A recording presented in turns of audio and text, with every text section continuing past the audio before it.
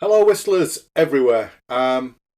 I've been asked recently by a number of different people if I could put together some helpful hints for beginners, some useful tips, and also some exercises. So, this one is really aimed at the sort of beginner whistle player, and I'm going to talk about several different techniques which are important to get under your belt.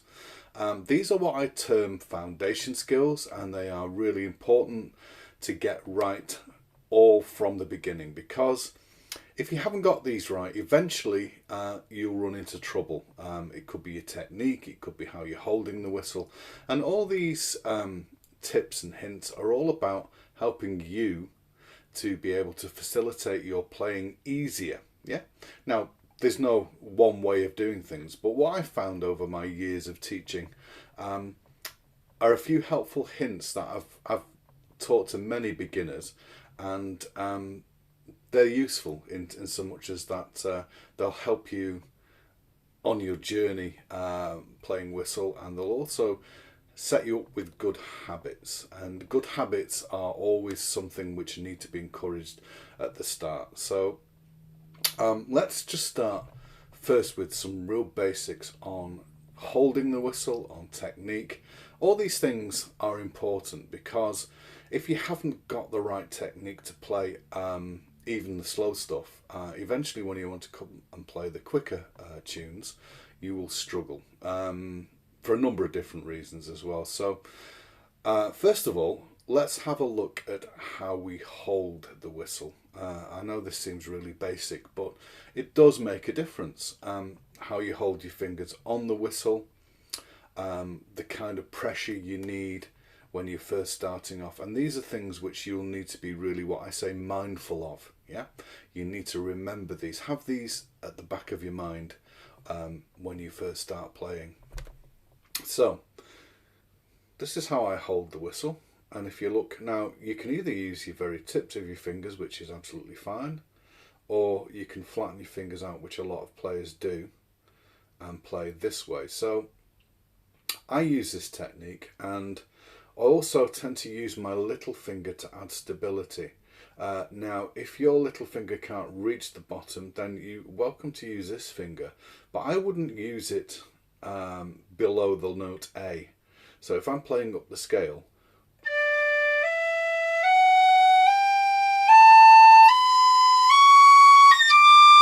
so I'm adding this finger for stability. So let's watch again.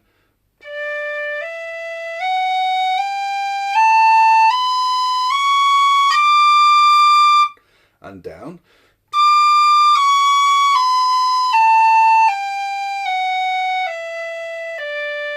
So this finger here won't add any difference to your intonation.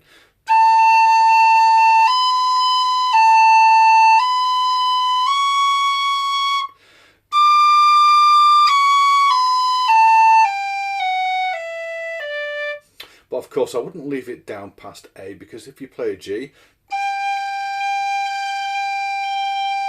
on some whistles it does have a flattening effect. On this whistle it doesn't, but on some it does. So it's probably a good habit to try and get into not to put that finger down below the note A. However, if you can use your little finger, then none of that is relevant, because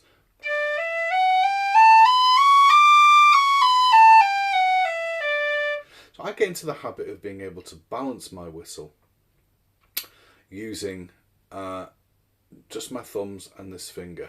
So what you don't want to do is you don't want to grip the whistle with any force. Now you can tell this by, if you're playing and you're holding your whistle too tightly, if you look at your fingers you'll see some little indentation marks, little circles. You don't want those. You don't want your fingers turning white, and you don't want any marks at all on your fingers. So if you look at my the way I hold the whistle, so I've got the angle which is about 45 degrees, and I can do this and support my whistle with just my two thumbs and my little finger. It feels pretty stable. Now again, you can use this finger, and that also feels pretty stable as well. So let's start from the top. Now the whistle has got a little, I'm trying to think of the correct word for this, a little kind of fold, a little kind of section which is curved here. Now this is the best way just to place it on your bottom lip. Okay, so don't use your teeth if at all possible. It's just adding stress in your jaw, and again, any stress in your jaw is not a good idea. So we don't want to have any stress in our bodies when we're playing. So that includes your mouth, your jaw, your shoulders, your fingers. Yeah, you don't want to be playing like this because it's adding tension and it'll tire your arms out and also give you additional tension in your wrists and your fingers. So nice relaxed arms. Yeah, everything is just relaxed. So what I do is hold the whistle out in front of me and just bring it up in an arc, like so. Yeah, not a lot to that. Just basically hold it down and then just bring it up, yeah? So you don't want tension in your shoulders, you don't want to be hunched over like that. You want to be nice and relaxed and open, because it also helps with your breathing as well, which we'll come on to in a little bit. But yeah, positioning of the whistle is important. So it's always good to start with good practice, and if you can, it's something to be, what I say, mindful of is your position of your whistle, and also, yeah, the grip, or rather the hold. I don't like the word grip because we shouldn't be gripping anything. So your fingers are not engaged in holding the whistle. Yeah, you shouldn't have to use your fingers to support the whistle. Your fingers are just there to lightly cover the holes and bring them off. And again, if you watch my fingers when I'm going up and down, yeah, there's minimum movement going up and down. Try not to throw your fingers off like that and make big finger movements. There's no need for it. Yeah, you can play as quickly and fluidly if you keep your fingers fairly close to the body of the whistle, like this. So just have a look at what I'm doing. Yeah, and okay, so this little finger here and this little finger here, yeah, if you're not using them, I always try and avoid doing anything like tucking these fingers under, just because I feel it's adding tension to this finger and this finger. So if you look at my finger, my little finger there, it's just loosely held there, and you don't need to do anything with it. Let it follow the path of this finger here, this ring finger, and same with this finger, yeah. Again, if you're using it to hold the whistle, yeah. But certainly for these notes here, I always put my little finger down when I get to sort of G, just because it adds a little bit of stability. But again, you can use this finger when you get to the A, and then that adds a little bit of stability as well. But as I said, probably not with that finger below the note A, or certainly not below the note G. So think about relaxed, soft fingers. That always is a really important thing. And so now we're just going to go up the scale, and we're going to start off the first note with a T, a tonging. Now the T is made, don't touch the actual whistle itself, okay? The tonging goes just above your front teeth at the back, T, T, T. And it's a very gentle, not a hard T, but a very gentle T. Because what you want to try and do is separate the note or articulate the note, but don't make it so noticeable that you can particularly hear it. So if I'm going up the scale, just tonguing the first note,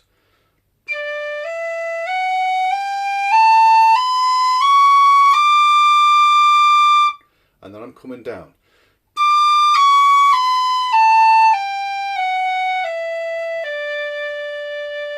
so I'm only tonguing the first note going up and then the first note coming down. So let's try that again.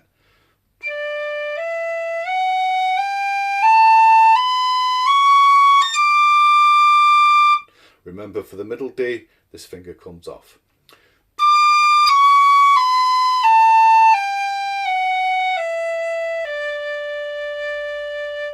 Now you may want to practice tonguing each note separately, which is absolutely fine to do. In fact, it's good practice. So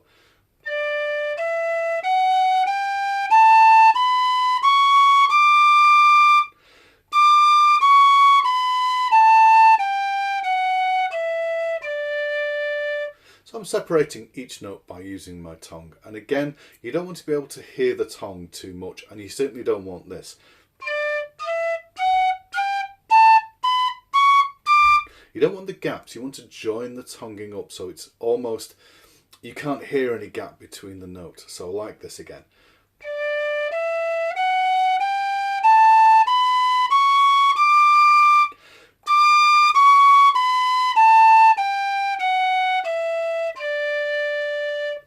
And this technique is known as legato tonguing. Legato is just the Italian word for smooth.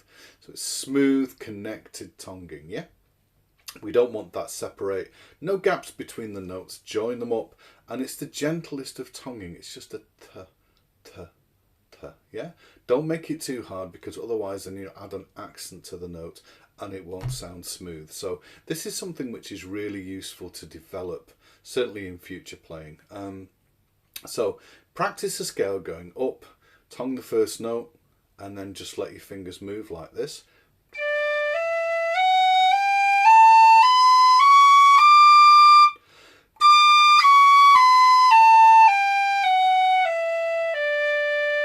Then try tonguing the notes separately, but keeping it just as smooth.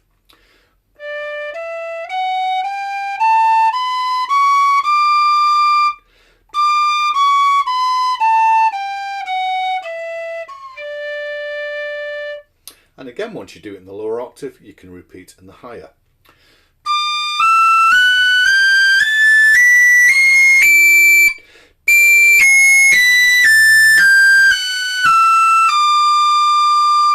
And tongued.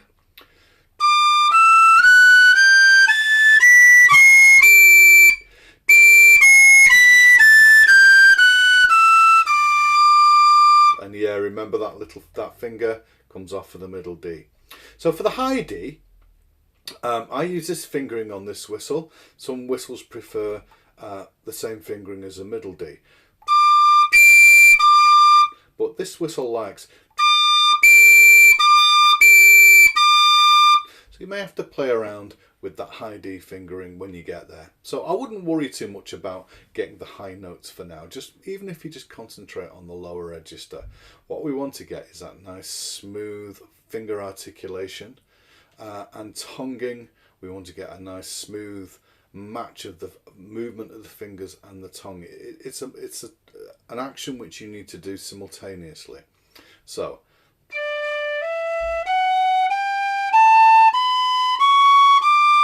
you t and moving the finger.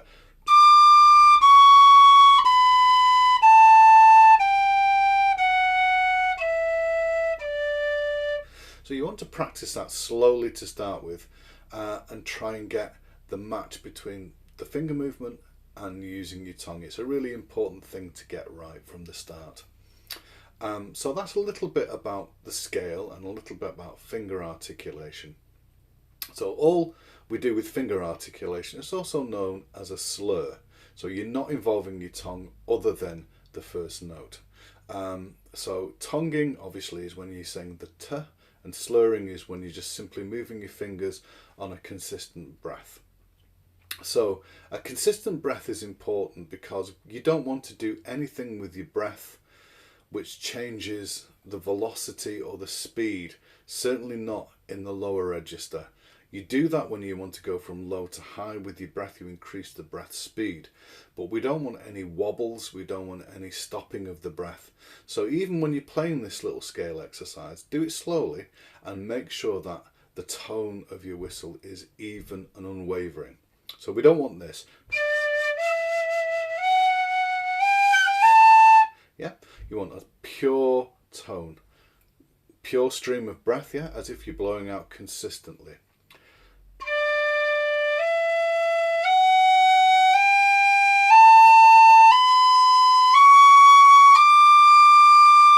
So all the notes the same and no wobbles or no change to the pitch or the velocity of the note.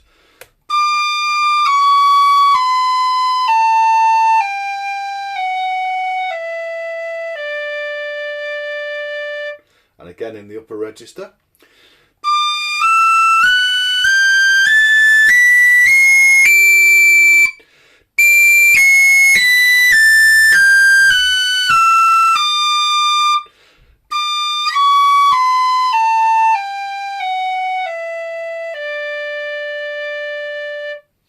there's a few things to think about when you're just practicing the scale.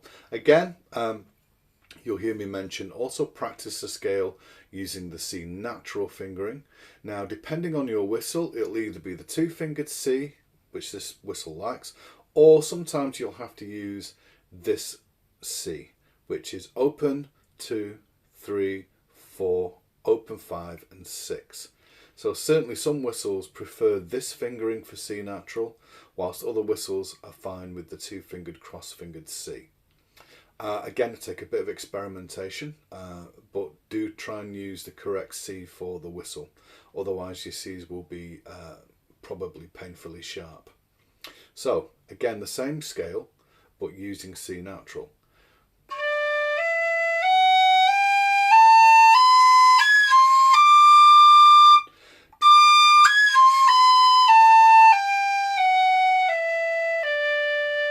And again.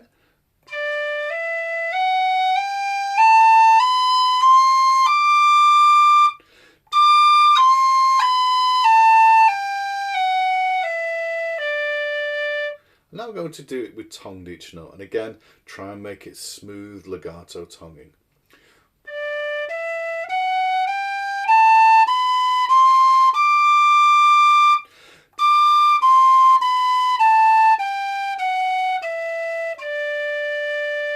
And again in the upper register, yeah.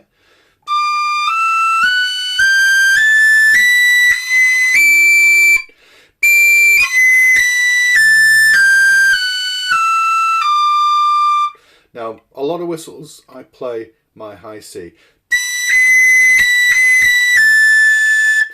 Some whistles simply won't get there, and some, I'm afraid, you'll have to half hole it.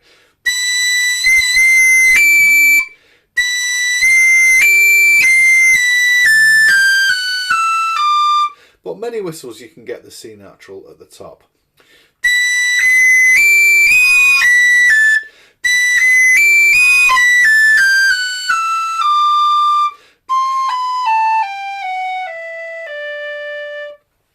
So my advice is to practice those scales using tonguing and slurring, yeah? Okay, so that's enough on this. The next exercise is one called Octiving. Now, I know I've covered it previously, but just as a recap, because this is a really useful exercise for breathing and helping you to get a good tone on your whistle.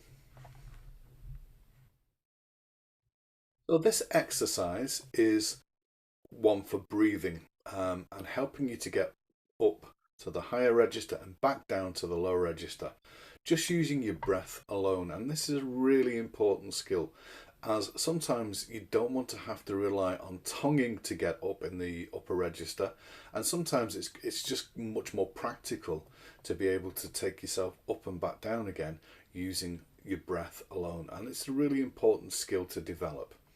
So what we're going to do to start off with, we're going to take the note G, tongue the first note, so blow the lower G, and then use your breath to push up to the higher G, and then lower the breath to come back down to the original G. So it's going to be like this.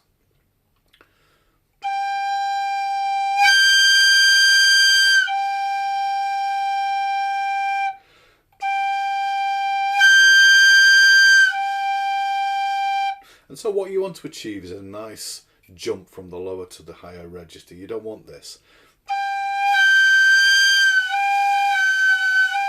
That kind of fuzziness, which is neither one thing or another. You want to get a nice direct jump from low to high.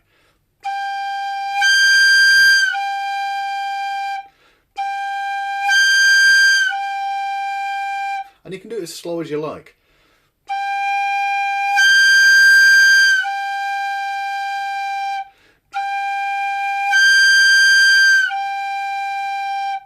When you're doing this exercise, you need to feel support from here, yeah? So your abdominal support. Some people call it pushing with your diaphragm. I don't think that's medically quite correct, because you're not really using your diaphragm. Even though it's known as diaphragmatic breathing, I prefer to use it as supporting from your abdominal muscles here. So you want to push from here, yeah? I don't know if you can see that so well, but from here, you want to push. So when you breathe in, this part of your abdomen expands, and push, this contracts again. There's quite a few different videos actually on YouTube about breathing for woodwind players, and I suggest you dig some of them out and have a look. There's some very useful exercises which I'm not going to go into in this video, but there are quite a few different kind of breathing exercises. I just want you to be aware that this is the kind of breathing we want even with whistle playing. It's the same with flute, it's the same with clarinet, saxophone, woodwind, brass, even singers use abdominal support. And it's important because it gives you better control of your breathing, and also will give you better control of moving between the registers. So let's do that G again. So there I pushed too hard and it squeaked. So again, if you push too hard, you'll get a raspy, unpleasant sound. So you've got to find where the sweet spot is and try and hit that just with your breath alone.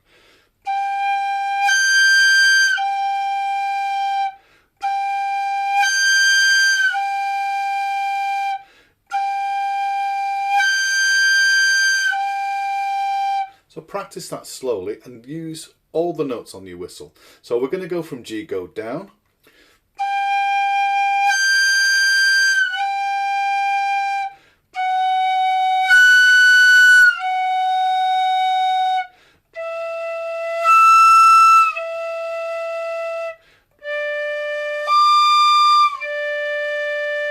And then go up from G.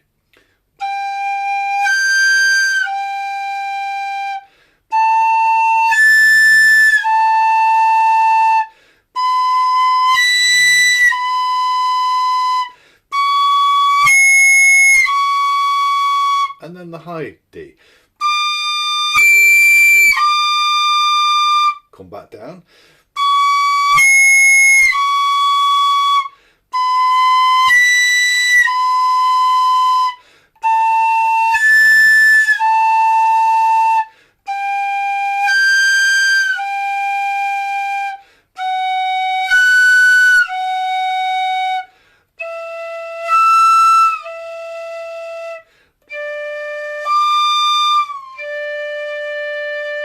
So that's a really good one to practice, that octaving exercise. Take your time with it and really listen carefully to the cleanliness of the change between low to high. Again, when you're first starting, you probably struggle getting each note clean. Anyway, once you can do that, you can go low, high, low, high, low.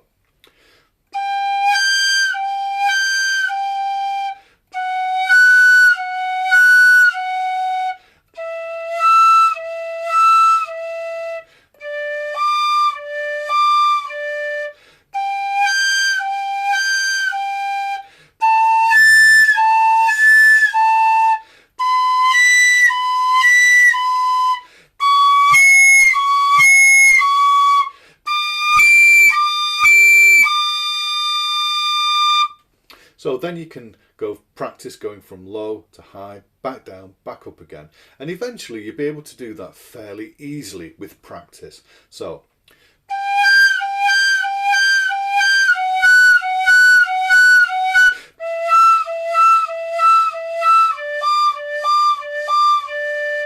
all the time be aware of your pushing from here. This is where you're getting the breath control, and this is where you're getting the abdominal support, the muscular support to be able to push from here. Yeah, so you should feel from here, this muscle here, you should feel that working when you're doing this octaving exercise. So again, start off slowly, tongue the first note, but let your breath go up and bring you back down again, even if you're doing it at this speed.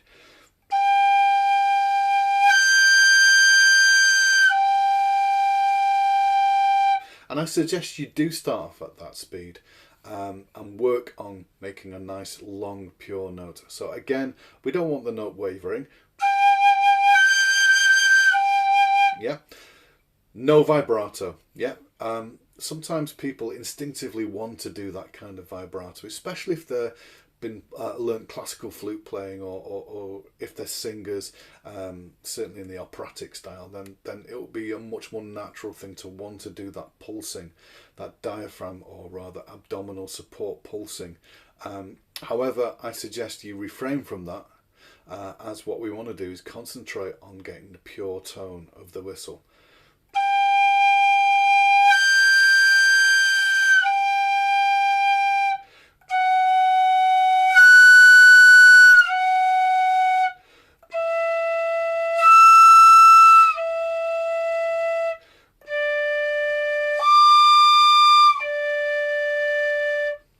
And even just holding long notes is a really useful exercise. It's boring as heck, but it's a good one to practice because, again, we're developing our tone. So even if we're just going up and down the scale,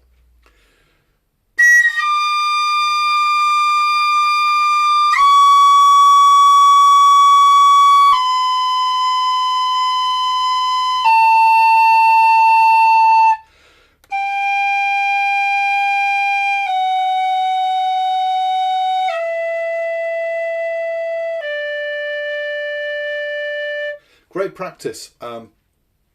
You're developing your capacities for breathing, and you're also developing your tone. So boring, I know, but it's a really good exercise, as with the octaving. None of these exercises are particularly interesting, and certainly not like playing tunes, but they're great warm-up and start-up exercises. And like I said, they're helping to build the foundation skills, helping to build your breathing, helping to build your finger articulation, and helping to build those skills such as tonguing and moving between the different registers smoothly. Okay, so again, a little bit about breathing. So just as a little thing, if you watch yourself when you take a breath in, do your shoulders move? Does your upper chest move? Or when you breathe in?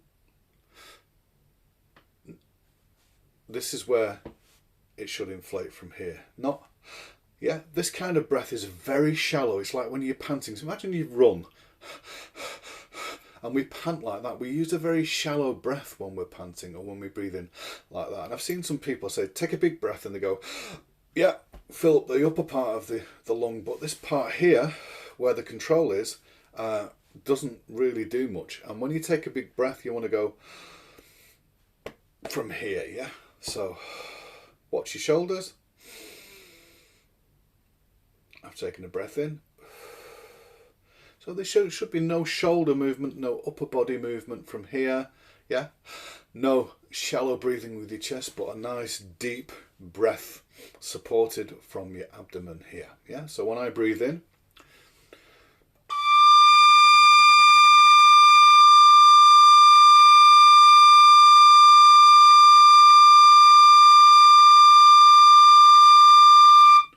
I can feel the push coming from here.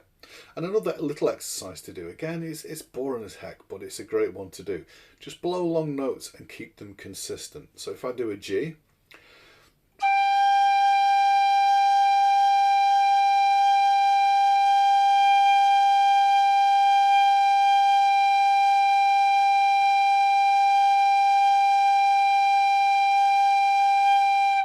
so as I blow out, I can feel this muscle contracting as it's helping me to support my breath on one single note.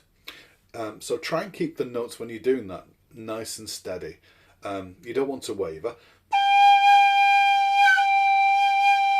like that. You want to keep it steady.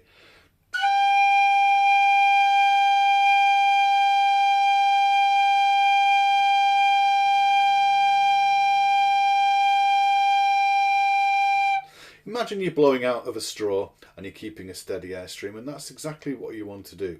Yeah, you don't want to stop the air or start the air or do anything with the air. It's a consistent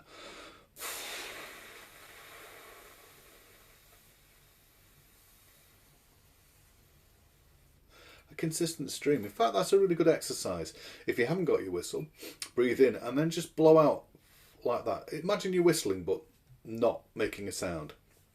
So breathe in, watching your shoulders don't move, and then breathe out.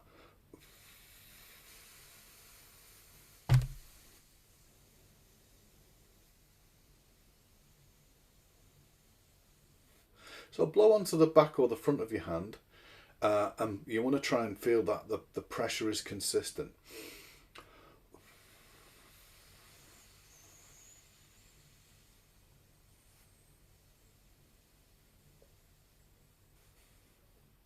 And that's the breathing that we want to encourage, that nice, steady, consistent outward breath.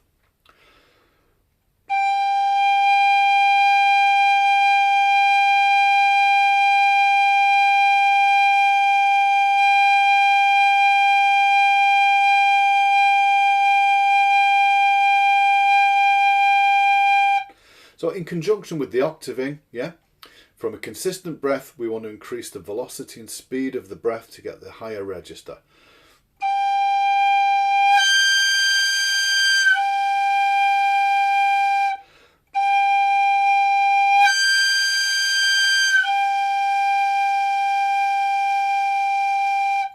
So good thing to practice. Okay, so we talked about breathing and we've talked a little bit about tonguing and articulating with the tongue.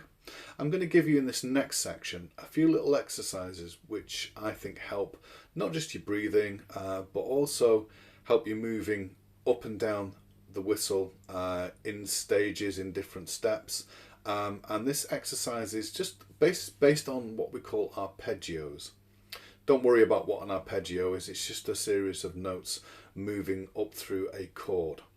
I'm not going to go into too much detail, but I will explain this arpeggio exercise next. It's a really good one, and there's different ways we can do it, both tongued and slurred, and also ways which we can do it to encourage breathing. So this is the arpeggio exercise. We're going to start on D. So even though this is an F sharp, I'm just going to refer to it as an F, even though it's an F sharp. So we're going to play D, F, A, middle D, then we come back down, A, F, F sharp, F, D. And it will sound like this. So we're going to tongue the first note and then just let our breath and fingers carry us up and down.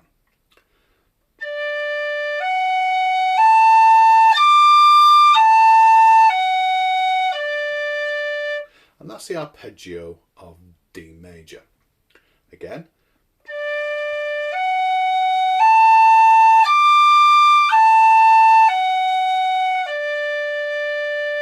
Again, do it slowly.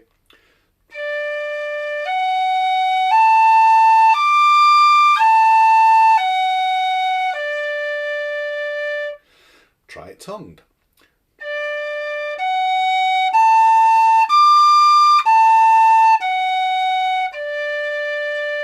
So it's good practice to do it tongued and slurred.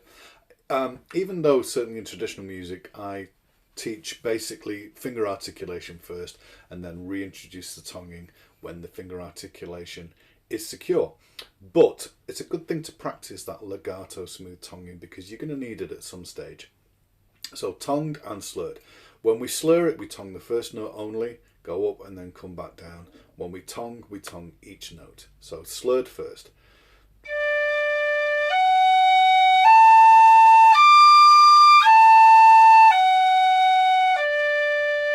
Tongued.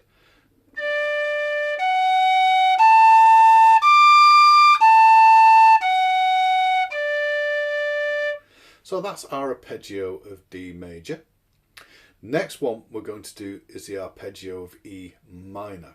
So it goes E, G, B, high E, B, G, E. So we just reverse the pattern coming down.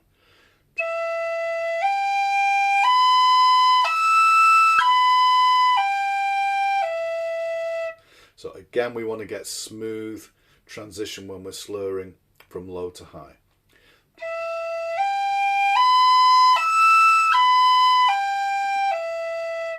E, G, B, E, B, G, E.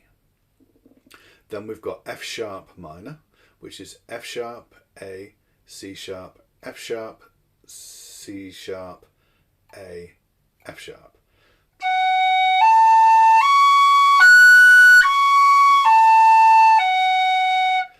F sharp, A, C sharp, F sharp, C sharp, A, F sharp. Again.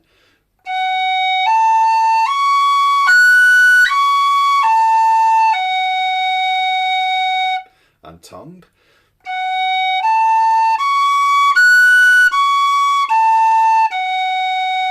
And all the time, again, we want the pure tone. We want nice, smooth changes, and no gaps between the notes like this. We don't want that, we want smooth.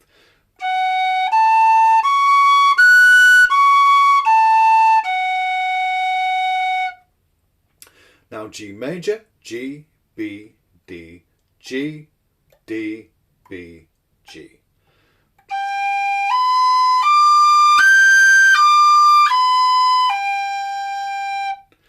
A major, A, C sharp, E, A, E, C sharp, A.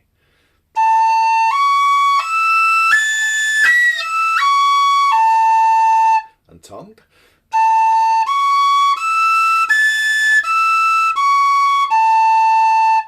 So the next is B minor, B, D, F sharp, B, F sharp, D, B.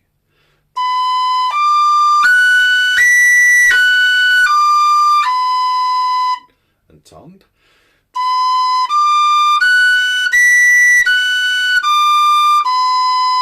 Now you can do these much slower. You don't have to do them at the same speed. You could do it at this speed.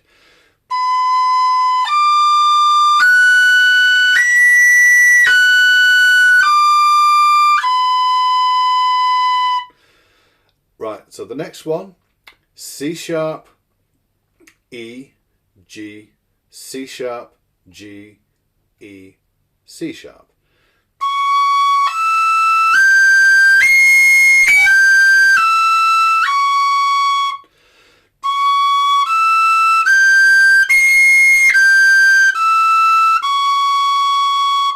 Then D again, but the higher D. So middle D, F sharp, A, high D, A, F sharp, middle D.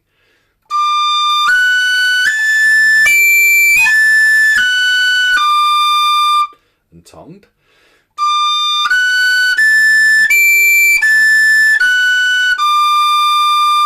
Again, don't worry too much if you're squeaking and squawking up the top end. It does take a lot of practice, but do have a go and work on those high notes, because even though they're not used a whole lot, it's good to be able to have them and to have control over them when you do need them. So let's run through that arpeggio exercise all the way from bottom D to middle D. And again, take your time. Do them tongued and do them slurred as well, because it's good practice. So I'll do them all slurred for now. So here we go.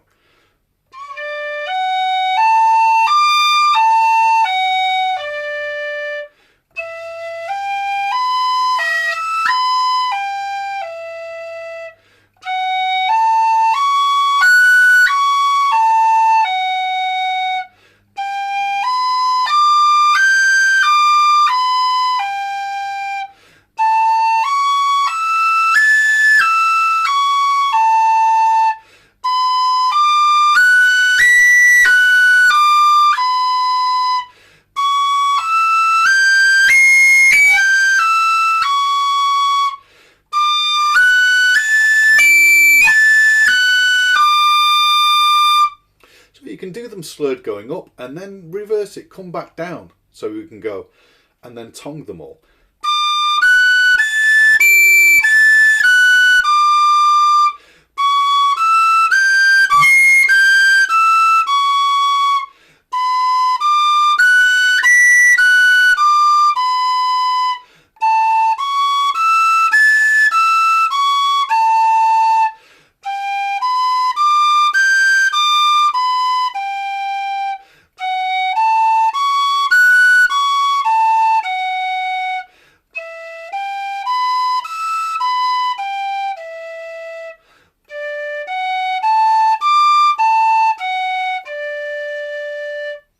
So that's a little exercise you can do for arpeggios. They're great in terms of helping you move around the whistle, using patterns. And if you think about, a lot of music is built upon patterns. So I find that a really useful exercise. One, for finger agility and for articulation. You can use it for breathing, going from low to high. You can use it for tonguing. There's lots of elements in this arpeggio exercise which is useful. So once you can do that, then you can move up in stages, maybe a little bit quicker, but again you can do this tongue and slurred. So instead of going back down to the D, I'm going to go to the E one now. Then F, G, A, B, C sharp, and D.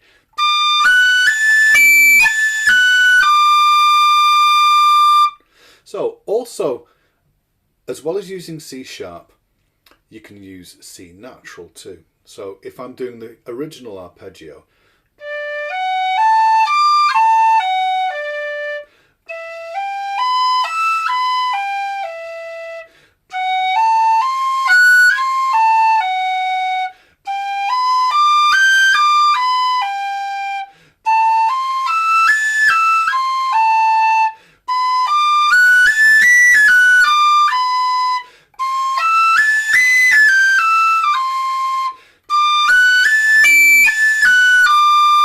so the C natural,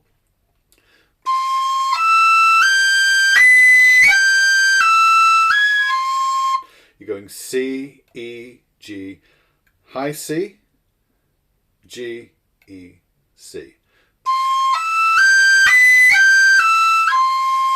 Now for A,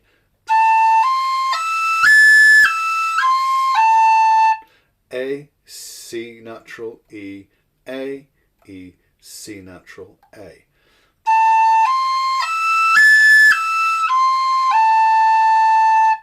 So use C natural, substitute all the C naturals for C sharps and all the C sharps for C natural. So you get used to playing both ways.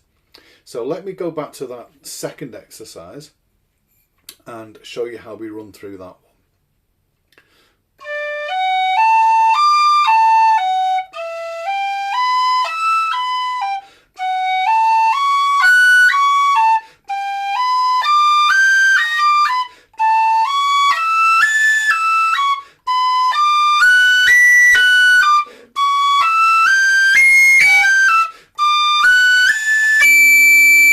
And then we can tongue going back down.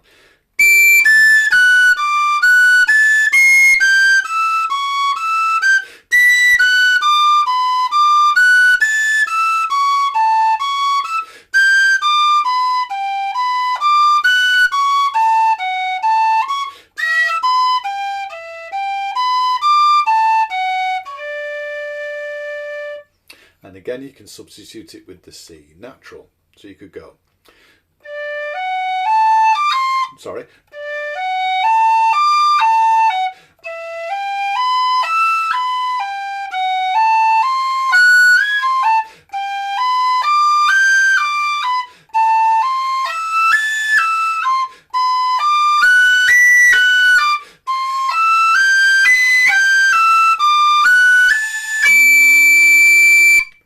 So yeah, try it both ways. So no need for speed with any of these. If I'm playing it too quickly for you, then slow it right down. The important thing is to get that nice, clean breathing and finger articulation. So you could do it at this speed.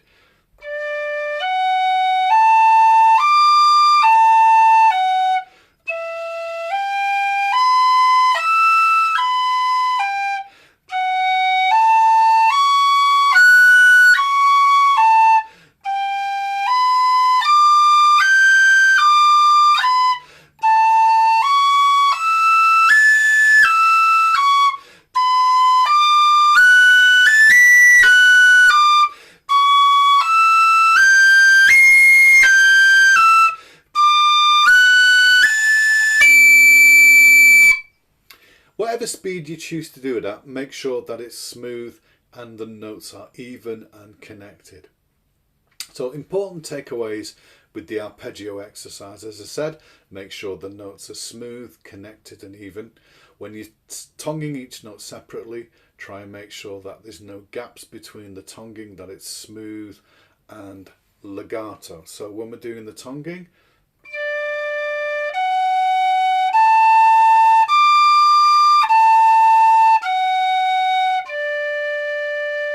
join the notes up, not like this.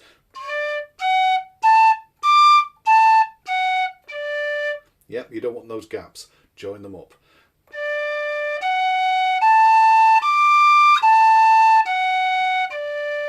And again, with tonguing, it's only a very light, merest touch.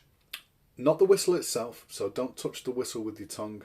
Yeah, it's the back of your teeth, just on the top of the roof of your mouth. T, t. Just on the palate, just above the back of your top teeth. T, t, t, t, t, t, t. And it's not a t, it's not a hard t, it's a soft t, t, t, t. So practice getting the correct kind of approach to your tonguing. Yeah, make sure you're using smooth and legato tonguing, because that's what we need, especially if we're doing things like multiple tonguing. Yeah, so if we're not using cuts to separate, we could go. So at the beginning of a tune called Blind Mary,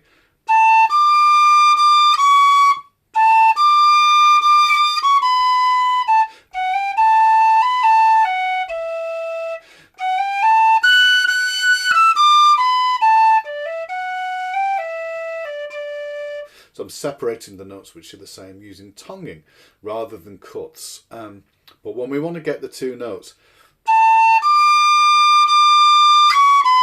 yeah, we don't want this. So join the notes up. So it's really important skill to develop this legato smooth tonguing. So it's a good one to practice, especially when you're doing these arpeggio exercises. Practice them slurred. So slurred, tongue the first note, just let your fingers move, and tongued, we're going to t every note. So